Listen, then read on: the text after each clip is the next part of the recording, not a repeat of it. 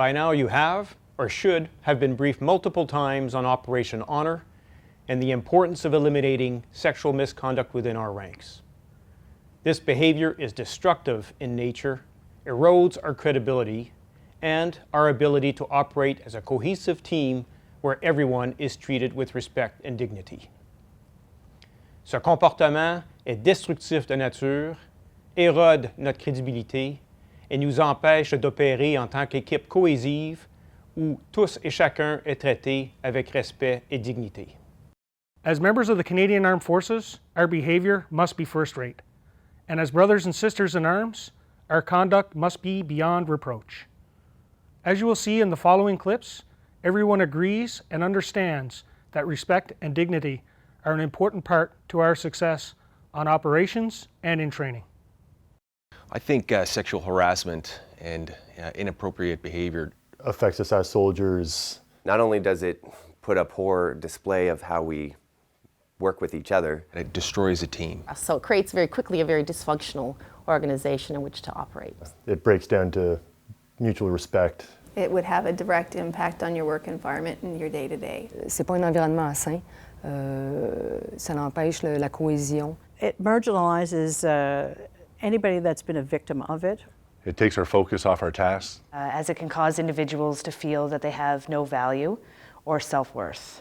It can be very demeaning, it can be very stressful. It puts an individual in a vulnerable situation. Ça crée qu'il y a personnes qui travaillent ensemble, puis ça crée la peur. It's something that common sense says that is not right, it's wrong. And it just doesn't make a very pleasant workplace, in my opinion. Everybody comes to work to succeed, and when they get out of bed in the morning, that's the spirit I want them to have. When we're representing the Canadian Armed Forces, people look at us as somebody to look up to and how a person should behave. 30 years in the military, and to me, the sexual harassment, innuendos, to me makes me feel very, very bad, and I think it affects everybody. Sexual harassment, sexual innuendo, or whatever, we've all been a witness to it, and it's our job to report that. Anything that's going to undermine our effectiveness as a team needs to be reported because it needs to be addressed. Regardless of gender, there should never be a reason why someone feels like they can't be an equal part of the team. If I saw harassment in my workplace, I would expect my chain of command to respond appropriately with disciplinary action. If it happened to anybody that I would witness, I would go straight through my chain of command. If I become aware of inappropriate sexual behavior, I will direct that action be taken. Harassment in itself is nothing more than a wrench in the system that could quite literally be a beginning to an end. Reporting sexual harassment is so important, number one, to raise awareness and to protect possible future victims. Les personnes qui font ça, on ne sait pas à qui d'autre qu'ils le font.